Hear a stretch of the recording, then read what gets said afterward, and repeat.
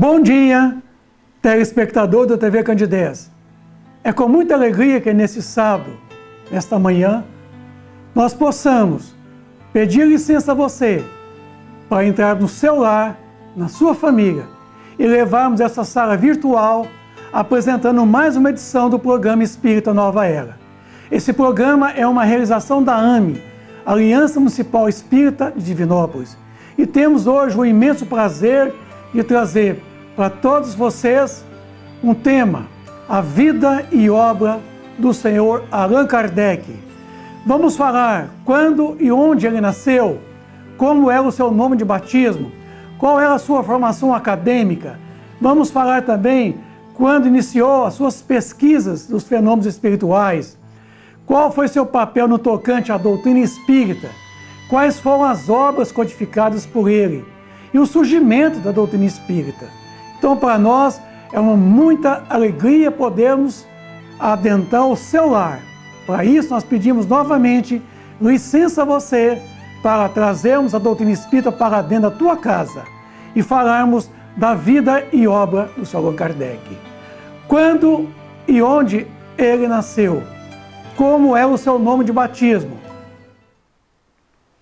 Nossa história desta manhã começa no continente europeu, na França, em Paris. A França estava no auge da música, das filosofias, da letra, da poesia e das filosofias das quais ela marcou, sendo o berço de uma das grandes filosofias que levou realmente ao trabalho do Senhor Allan Kardec na codificação espírita. Podemos dizer que a cidade de Lyon, na França, na Rua Sala, onde residiu o casal Ian Baptiste Antoine Rivail e sua esposa Ian Duhamel. Hippolyte Léon Denisard Rivail nasceu na Rua Sala, França, no dia 3 de outubro de 1804. Ele foi descendente de uma tradicional família católica. Seu pai era magistrado, sua mãe era professora.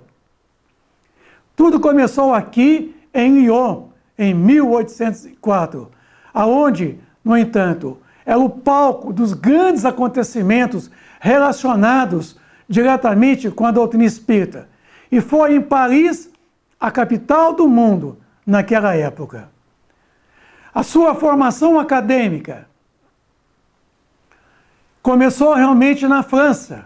O jovem Rivail começou seus estudos no ensino primário na sua cidade natal, mas foi no Castelo de Verdun, do famoso professor Ian Henrique Pestalozzi, em 1814, na cidade de Verdun, na Suíça.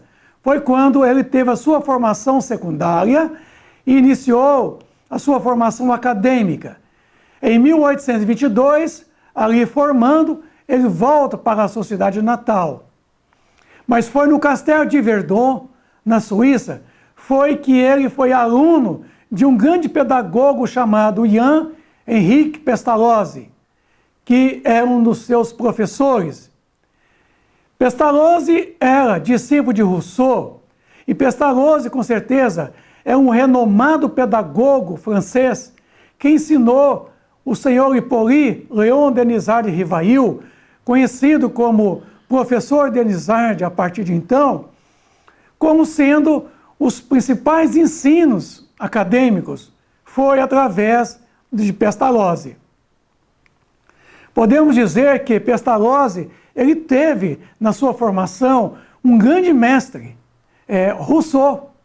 Rousseau era um grande pedagogo, filósofo, um homem de uma envergadura espiritual bastante elevada e que foi justamente ensinar um dos maiores pedagogos, Pestalozzi. E Pestalozzi também ensinou um dos grandes pedagogos franceses, conhecido como o Sr. Hippolyte Léon Denisard Rivail.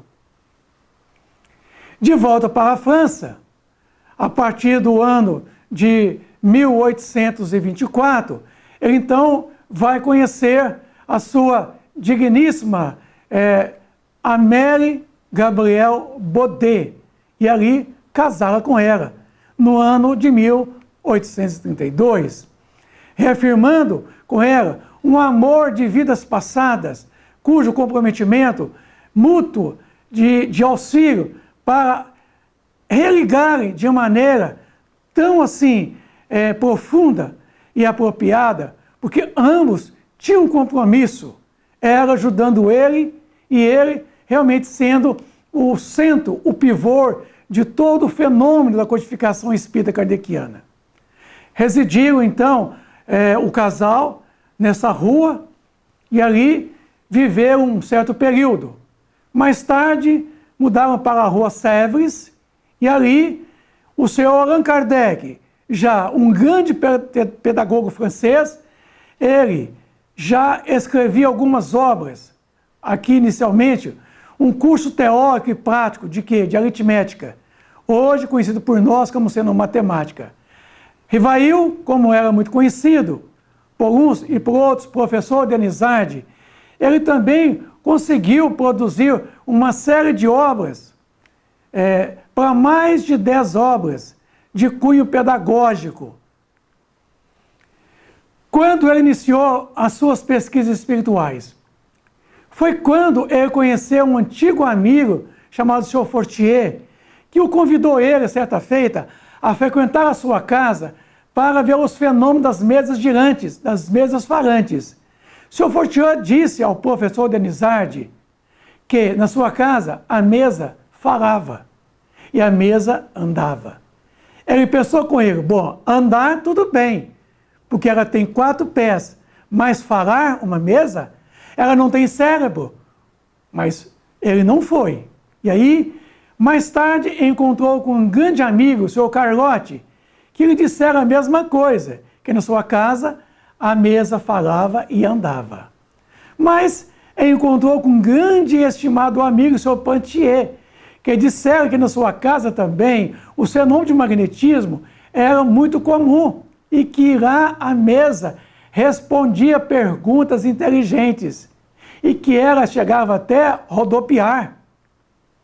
Mas, senhora Roger, uma grande médium sonâmbula, encontrou com o professor Denizade e disse, professor, não sabe o senhor em casa as mesas das quais utilizamos nos fenômenos de magnetização? Ela fala, ela responde perguntas e ela rodopia, ela bate os pés, ela anda. Ele disse a mesma coisa, sim, andar tudo bem, mas falar, duvido. Mas foi ali na residência da senhora Planey Maison, quem o professor Denizade teve a primeira das comunicações espirituais acerca do seu compromisso, da sua missão que estava iniciando a partir de então. E ali ele se convenceu, a partir de então, do ano de 1855, de que os fenômenos de magnetismo ali não eram fenômeno de brincadeiras, que por trás de tudo isso havia uma grande proposta, digamos assim, uma proposta pedagógica, educacional, que viria a nascer de todo aquele trabalho, daqueles experimentos de magnetismo.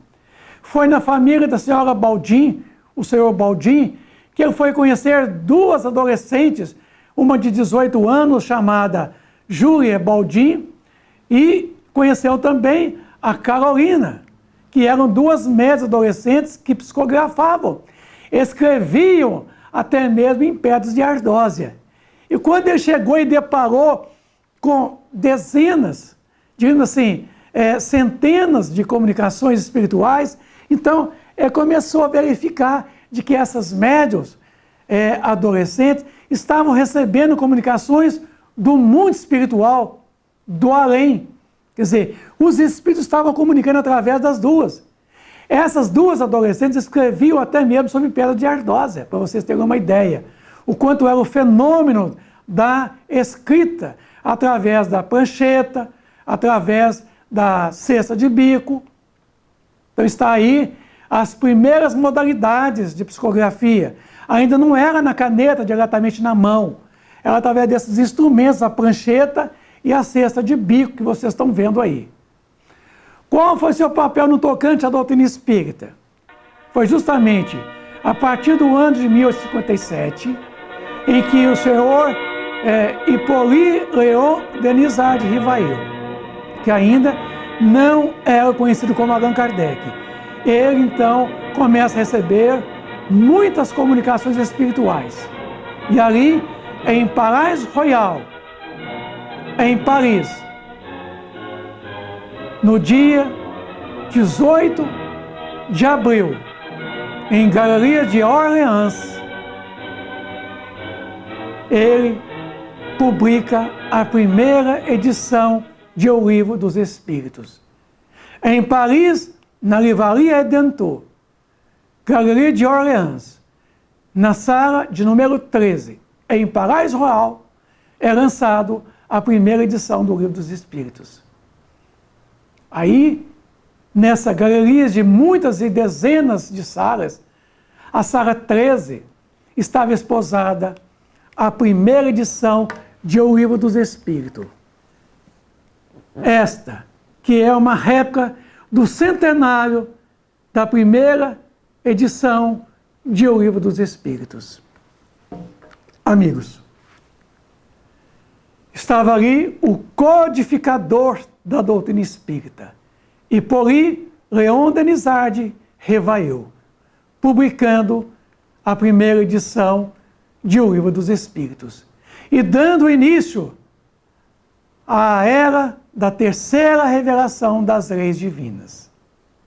Estava ali iniciando todo um trabalho de uma codificação das comunicações espirituais esparsas em várias cidades da França, através de um variado número de médiuns, tendo as comunicações espíritas. E foi no dia 18 de abril de 1857 que Hippolyte Léon Denisard Rivail passa a ser chamado de Senhor Allan Kardec. Esse seu pseudônimo foi aconselhado por um amigo espiritual que disse a ele: professor, convenhamos que você observe que a sua influência como professor Denisard na cultura francesa, muitos irão adentrar a doutrina espírita pela tua influência como pedagogo. Então, nós queremos que você fique mais atrás e que a doutrina venha à sua frente. Então, adote um pseudônimo de Allan Kardec, um nome da qual você, numa existência passada, você já foi chamado de Allan Kardec. E aí, então, nasce, nesse 18 de abril, com a publicação da primeira edição de O Livro dos Espíritos, Allan Kardec. Esse pseudônimo Allan Kardec, que foi atribuído a ele justamente para que as pessoas não pudessem ir à doutrina espírita pela influência do senhor Allan Kardec. Em sua primeira edição do Livro dos Espíritos, continha somente 501 perguntas. 501 perguntas. Para a curiosidade de vocês. Então vejamos nós que considera-se a primeira edição de O Livro dos Espíritos, esse tratado filosófico de uma filosofia espiritualista, porque até no presente momento havia sim dezenas de filosofias, mas não havia uma filosofia ainda espiritualista. E esta filosofia espiritualista é a filosofia espírita, da qual estava nascendo através do Livro dos Espíritos, que foi organizado no seu primeiro livro, A Doutrina Espírita, o capítulo 1. No segundo livro, o capítulo 2, digamos assim, As Leis Morais. E no terceiro livro, temos lá as penas, as esperanças e as consolações futuras.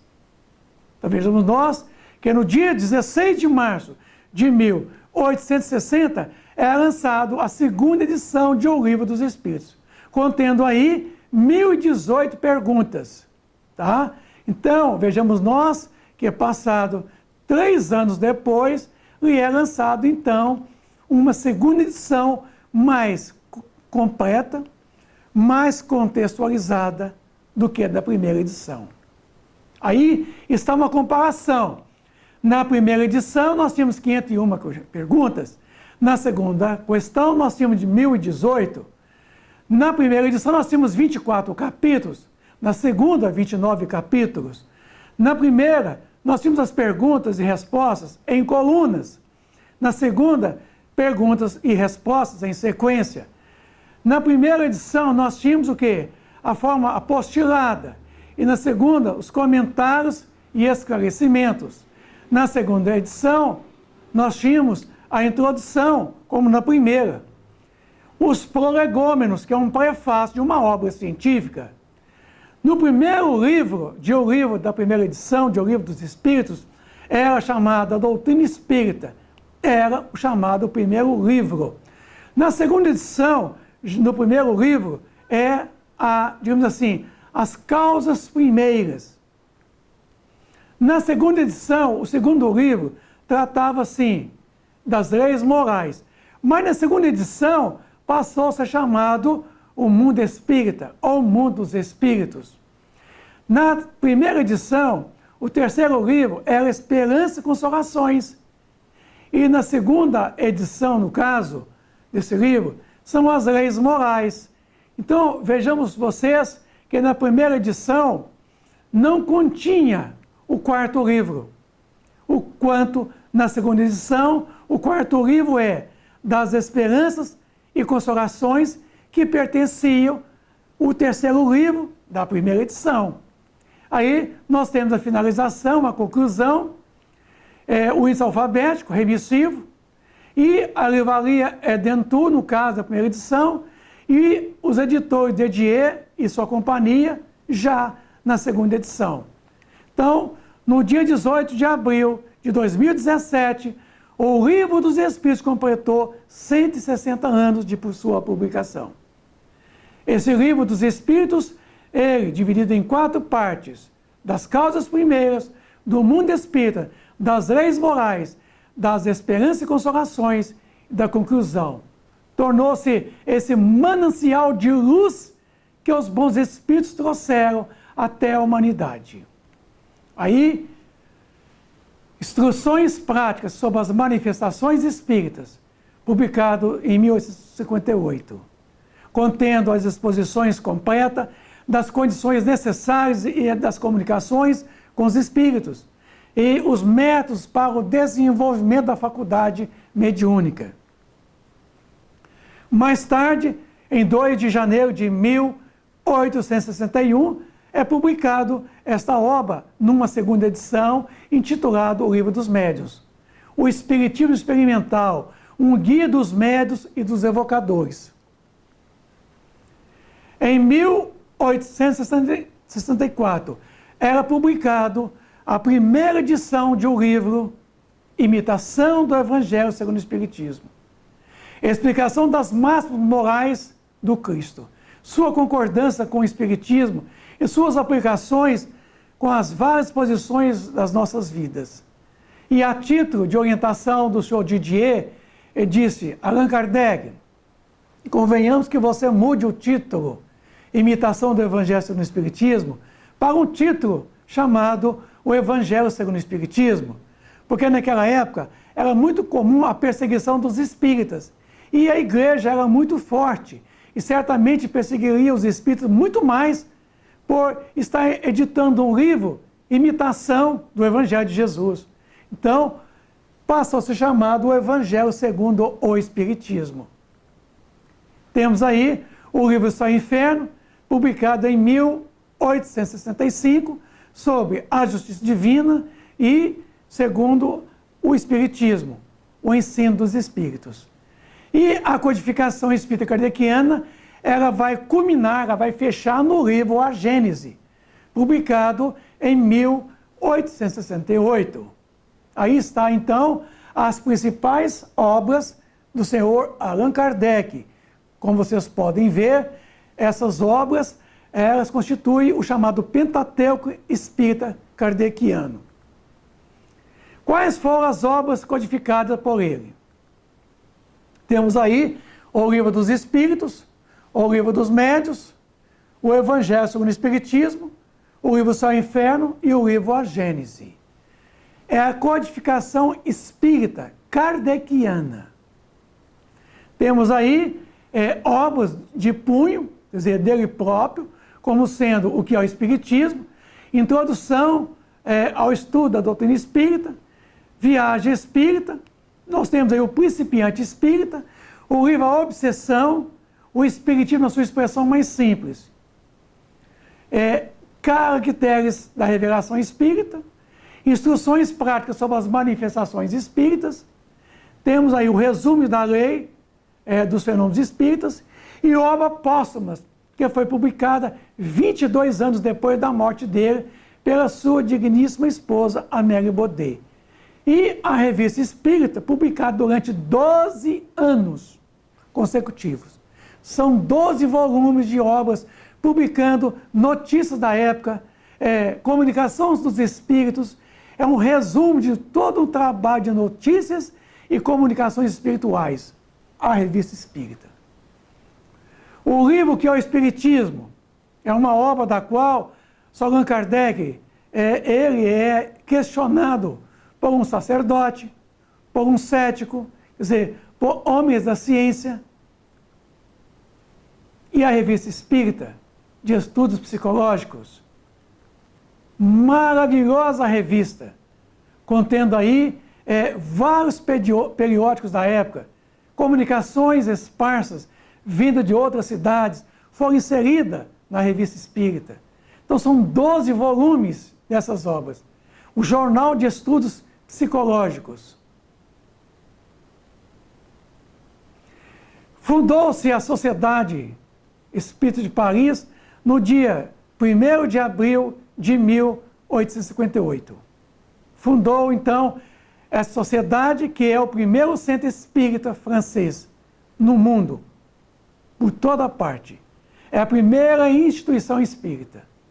Aí está uma carta da qual ele escreveu ao delegado pedindo autorização para abrir-se a Sociedade Espírita de Paris, o primeiro centro espírita. E aí, meus amigos, chega o final da missão de Allan Kardec. Ele, em 1869, um aneurisma pega ele de surpresa. E no dia 31 de março de 1869, desencarna, aos 65 anos de idade, Allan Kardec, Hippolyte Léon Denisard Rivail, com seu pseudônimo, Allan Kardec. E ali,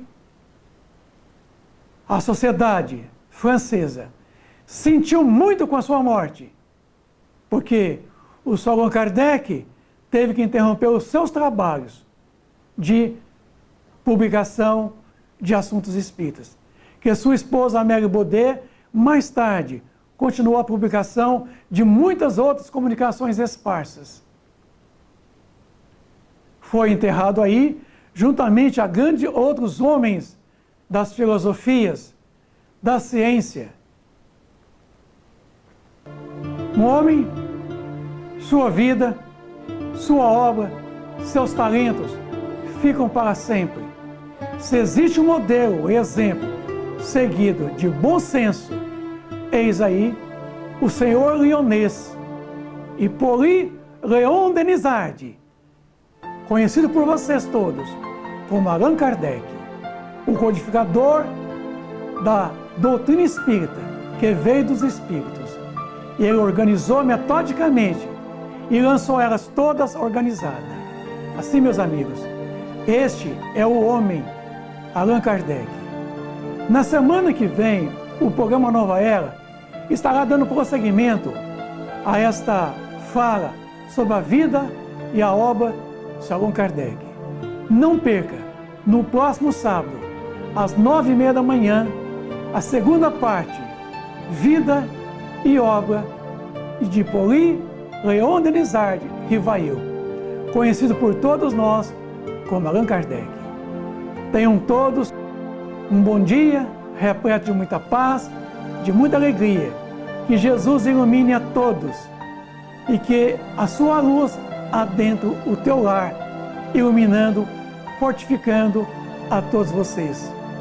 Um grande abraço, muita paz, muita luz e a Aliança Municipal Espírita de Divinópolis agradece a audiência. Bom dia para todos.